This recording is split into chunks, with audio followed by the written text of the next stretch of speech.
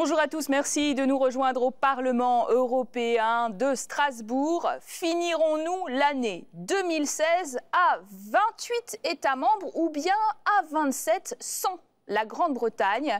Au sommet des 18 et 19 février prochains, David Cameron pourrait obtenir l'aval de ses partenaires européens sur la liste de ses revendications pour son pays, car le 2 février, le Premier ministre britannique a scellé un préaccord présenté comme un succès. Il devrait le conduire à faire campagne pour le maintien de son pays dans l'Union européenne, donc contre le Brexit, le fameux Brexit. Alors il va aussi interroger ses concitoyens par référendum et cela pourrait être organisé dès le 23 juin. Mais le Royaume-Uni sera-t-il tenté de filer à l'anglaise? Nous poserons la question à nos invités aujourd'hui. Charles Tannock, bonjour. Bonjour. Vous êtes député européen du Parti conservateur, les Tories en Grande-Bretagne. C'est le parti de David Cameron, bien sûr, qui a milité pour un référendum pour interroger les citoyens britanniques, mais pour l'instant est bien dit qu'il est plutôt défavorable au Brexit. On en parlera bien sûr. Et puis, vous êtes aujourd'hui face à Jude Kirton-Darling, députée européenne du Labour, donc des travaillistes, qui évidemment était assez opposée à cette idée de référendum, à toute idée de partir de l'Union européenne.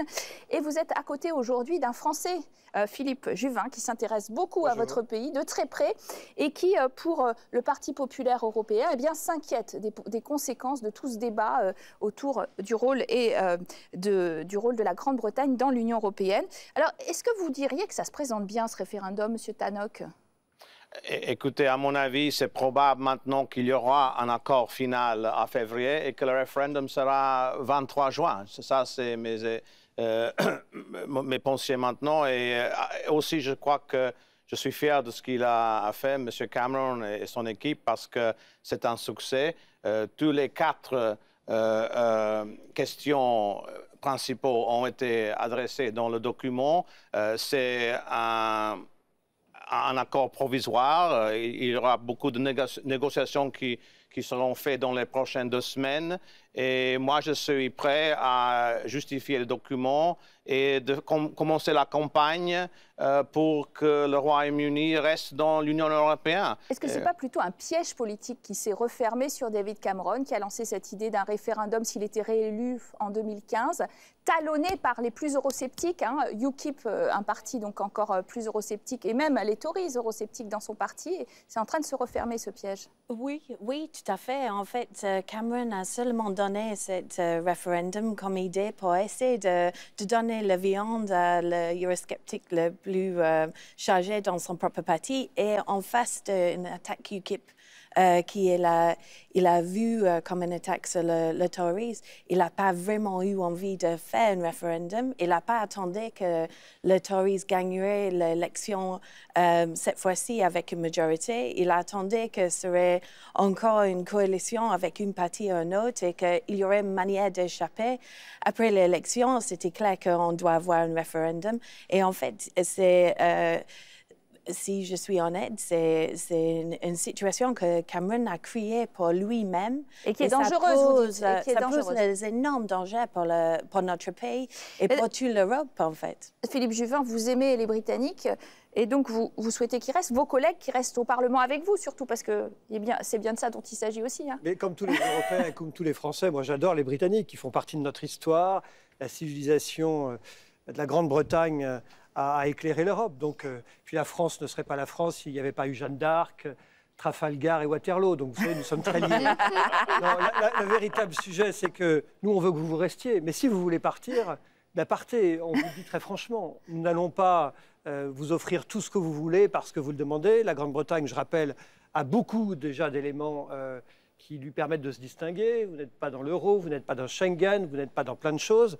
Donc, restez. Moi, nous préférons que vous restiez, mais ça ne sera pas à n'importe quel prix. Vous entendez ça, Monsieur Tannock? Oui, non, bien sûr, il a raison. On ne peut pas rester à quelconque prix. Il faut avoir une renégociation, une relation avec l'Europe qui est bon pour nous et bon pour vous. Et il faut faire des compromis aussi dans les négociations. On ne peut pas avoir tout ce qu'on veut. Je suis d'accord avec ça. Et le document qu'on a vu de M. Tusk, c'est un compromis. Moi, par exemple, je veux que les freins d'arrêt sur la question d'accès aux bénéfices sociaux soient une question pour le gouvernement britannique. Et on va voir que ça sera un compromis aussi. Il faudra avoir la permission, l'autorisation de la Commission, des autres États membres, etc.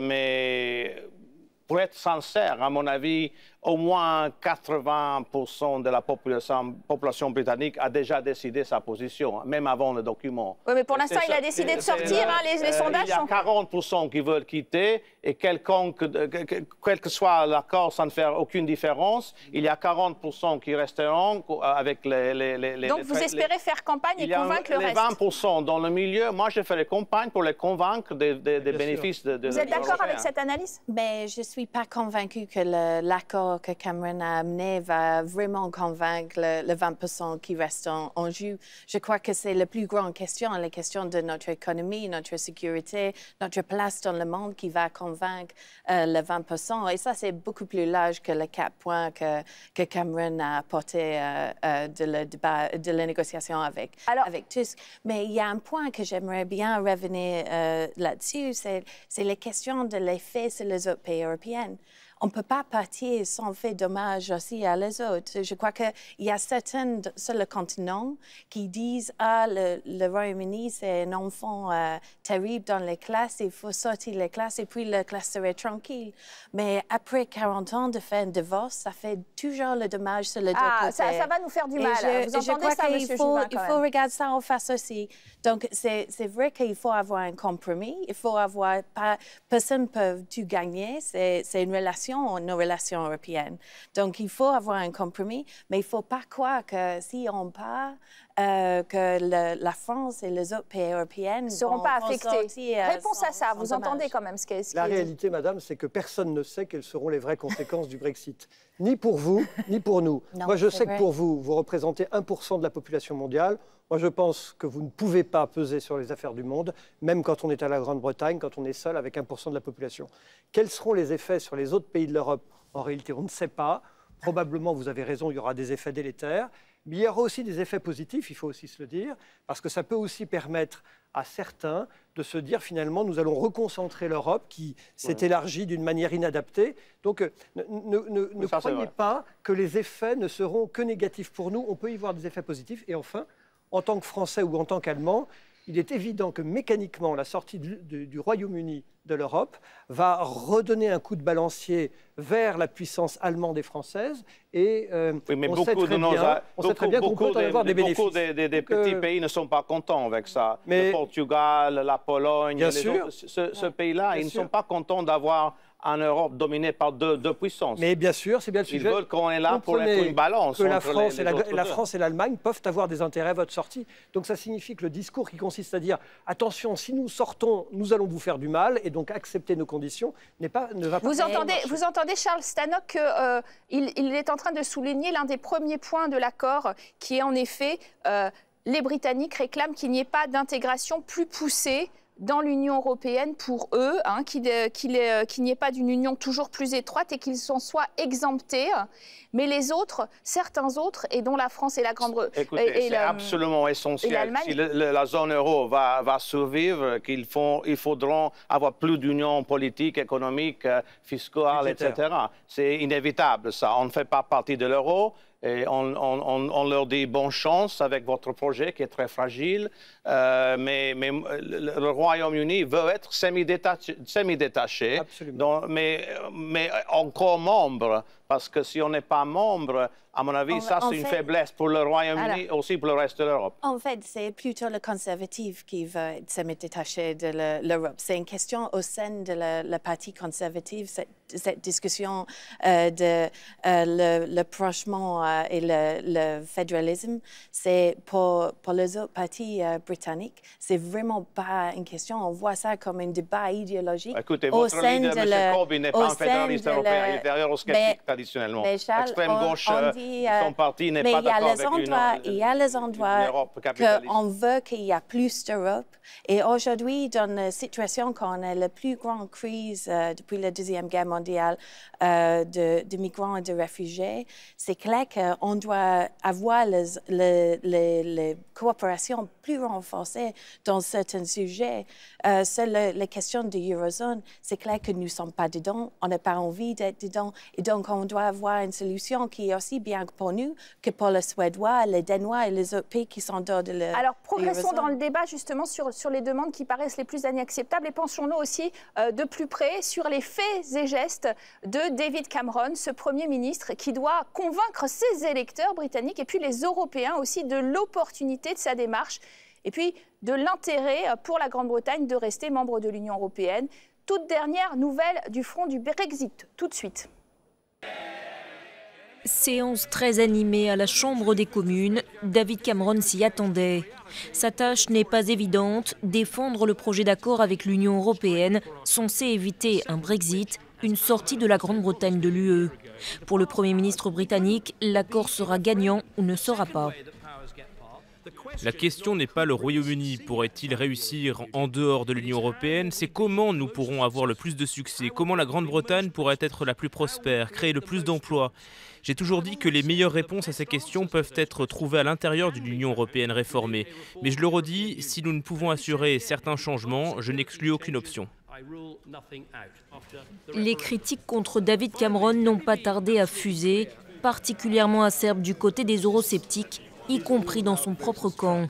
Des députés qui dénoncent notamment l'idée d'un frein d'urgence qui permettrait à Londres de couper les aides sociales aux migrants européens sous certaines conditions. Le projet d'accord avec l'Union européenne prévoit également un droit de regard des pays non membres de l'eurozone sur les décisions des pays de la monnaie unique, mais aussi plus de souveraineté aux États membres avec la possibilité de bloquer des projets de loi de l'UE. Un référendum sur le maintien de la Grande-Bretagne dans l'Union doit être organisé, sans doute en juin prochain.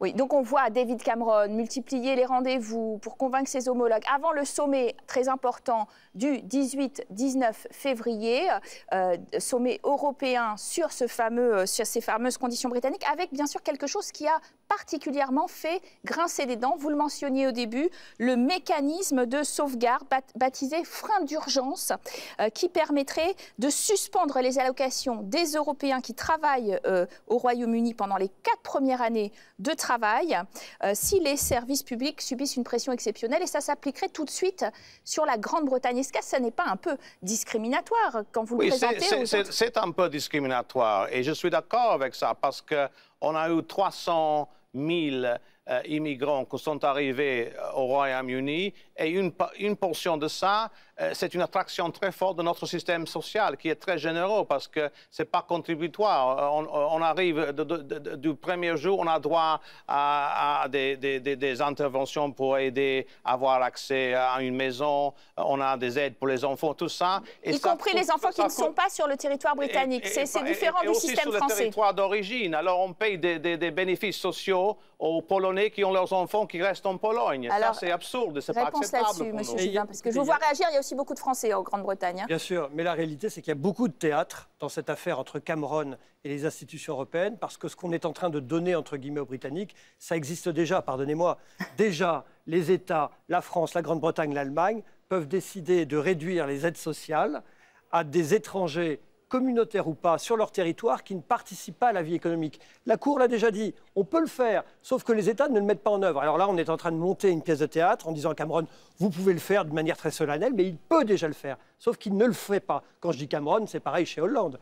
Deuxième point, le véritable sujet, c'est que nos services sociaux, nos services sociaux sont des aspirateurs, véritables aspirateurs à l'immigration, mais ce sont des décisions nationales. Si vous voulez faire en sorte que l'aspirateur soit moins puissant, vous réduisez les prestations sociales au plan national et vous avez moins d'immigration d'ordre économique. C'est valable pour vous, c'est valable pour nous. La réalité, c'est qu'on fait beaucoup de théâtre et du tambour pour que M. Cameron puisse dire « j'ai gagné quelque chose », alors qu'en fait, il ne gagne pas grand-chose. C'est du théâtre et du tambour. Alors, je crois qu'au moins, vous êtes la travailliste à côté de vous, pour une fois, est d'accord sur le théâtre et le tambour. En fait, je crois que c'est beaucoup de théâtre. Je crois qu'il y a certaines choses qui sont OK dans cet accord et certaines choses qui sont vraiment pour jouer au théâtre britannique. Je suis d'accord là-dessus. Sur les allocations familiales, c'est clair qu'en Grande-Bretagne, on a un autre système que dans d'autres pays comme la France, en Europe, Et là, je crois que c'est juste et on peut facilement défendre l'idée qu'on ne paie pas les allocations familiales de le même taux pour un enfant en Angleterre que pour un enfant qui reste en Pologne. Mais donc, bon, vous pouvez les Tories, les conservateurs, de faire finalement une campagne sur les questions d'immigration pour courir après UKIP, les plus eurosceptiques qu'eux-mêmes. Vous savez que dans le journal et dans la presse britannique, on a eu le ministre, par exemple, notre secrétaire d'État sur les affaires intérieures, qui a vraiment fait un scandale autour de le nombre de migrants européens qui reçoivent les bénéfices sociaux, les allocations sociales. Et quand on a demandé la preuve de le nombre de gens qui bénéficient des allocations sociales, elle n'a jamais donné la preuve. Donc, c'est un débat national sur le caractère de... Si on est dans un travail moyen au Royaume-Uni, l'État britannique fait une contribution à peu près de 10 000 € par personne. Et ça, c'est plus que le salaire minimum en Bulgarie ou en Roumanie. Alors, il y a une grande attraction pour le Royaume-Uni parce qu'on a un système qui n'est pas comme les autres. Il ne faut pas contribuer avant. On reçoit tout de suite la même chiffre que moi je reçois après 40 ans d'avoir travaillé au Royaume-Uni. Alors c'est un problème pour nous. Notre système est différent. On ne veut pas changer notre système. On veut éviter qu'il y ait un abus du système et qu'il y ait une attraction qui est spéciale. Mais est-ce qu'il n'y a pas... Pardon, c'est vrai ce qu'il dit, c'est vrai, mais vous pourriez déjà le faire. Vous pourriez déjà réduire ces allocations aux étrangers. Alors, merci à vous d'avoir très bien illustré ce débat. Vous le voyez, très brûlant au Royaume-Uni, mais aussi très important pour l'Union européenne. Merci à vous de l'avoir suivi. Vous restez en notre compagnie, comme toujours, pour recevoir dans la seconde partie notre grand invité. À très bientôt à tous.